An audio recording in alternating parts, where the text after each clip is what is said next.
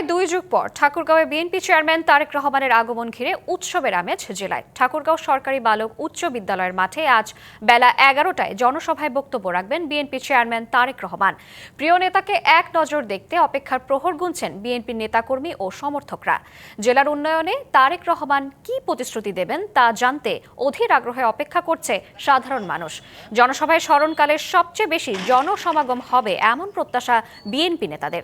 তারেক রহমানের নিরাপত্তায় নেওয়া হয়েছে বাড়তি সতর্কতা। ঠাকুরগাঁও জেলা স্কুল বড় মাঠ কানায় কানায় ভরে গেল এবং সাধারণ মানুষের মনে সুপ্ত হয়ে আছে যে কখন আসবে তারেক রহমান, আমরা তার বক্তব্য শুনতে যাব। লক্ষ লক্ষ লোক জমায়েত হবেন এবং ভীষণভাবে সাড়া পাচ্ছি আমরা। এখানে প্রচুর লোক হবে নাকি। যে উন্নয়ন, সেই উন্নয়নের বার্তা সে দিবে। তারুণ্যের অহংকার, ঠাকুরগাঁওবাসী এই তারুণ্যের অহংকারকে দেখার জন্য অধীর আগ্রহে অপেক্ষায় আছেন।